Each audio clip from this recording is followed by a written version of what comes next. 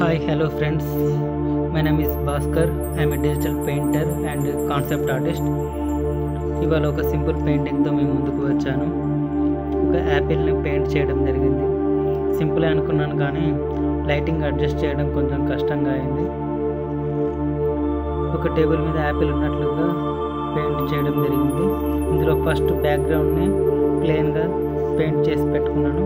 ఆ తర్వాత యాపిల్ని అవుట్లైన్స్ వేసి పెట్టుకున్నాను. అవుట్లైన్స్ కంప్లీట్ అయ్యాక యాపిల్ యొక్క ఒరిజినల్ కలర్ను వేయడం జరిగింది. దీనికోసం బిగ్ సైజ్ బ్రష్ని తీసుకొని వాడాను. యాపిల్ షేప్ కంప్లీట్ అయ్యాక లైటింగ్ ఎటు నుంచి వస్తుందో షాడోస్ని వేయడం జరిగింది. దీనికోసం రెడ్ కలర్లో షేడ్ని యూజ్ చేశాను. ఇలాంటి స్టిల్ లైఫ్ పెయింటింగ్లో ఫస్ట్ లైటింగ్ని అబ్జర్వేషన్ చేశాకే అక్కడ ఉన్న వాల్యూస్ని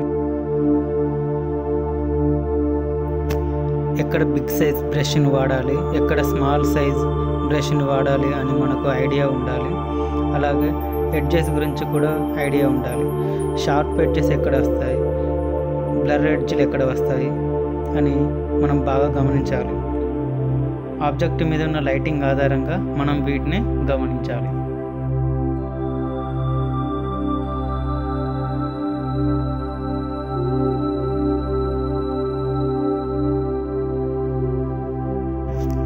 అక్కడ యాపిల్ మీద ఉన్న టెక్స్చర్ని రాబట్టాలి. అలా వస్తేనే చూసేవారికి అది రియలిస్టిక్గా అనిపిస్తుంది. దీనికోసం అందరూ టెక్స్చర్ బ్రష్ని వాడతారు, కానీ మనం డిఫాల్ట్ బ్రష్లతోనే కూడా టెక్స్చర్ని రాబట్టవచ్చు.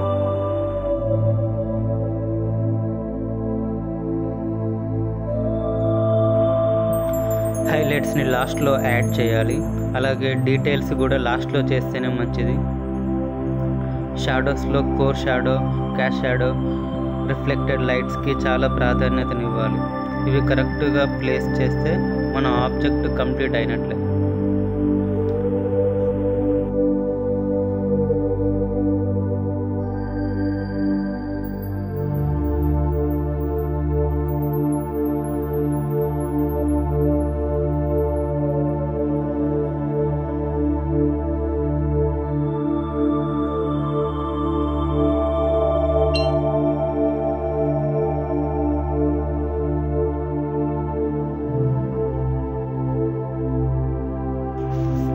రూమ్ లైట్లో ఒక లీఫ్ ఎలా ఉంటుందో ఆలోచించి దానికి తగ్గట్టుగా లీఫ్ని డ్రా చేసి పెయింట్ చేశాను.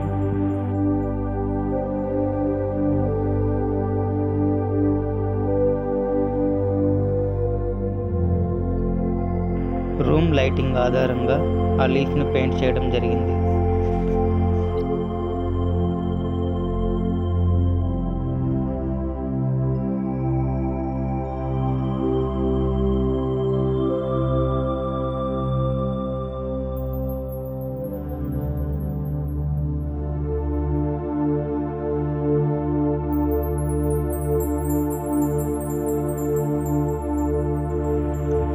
చివరగా కొన్ని టెక్స్చర్ బ్రషెస్తో స్ట్రోక్స్ ఇచ్చాను.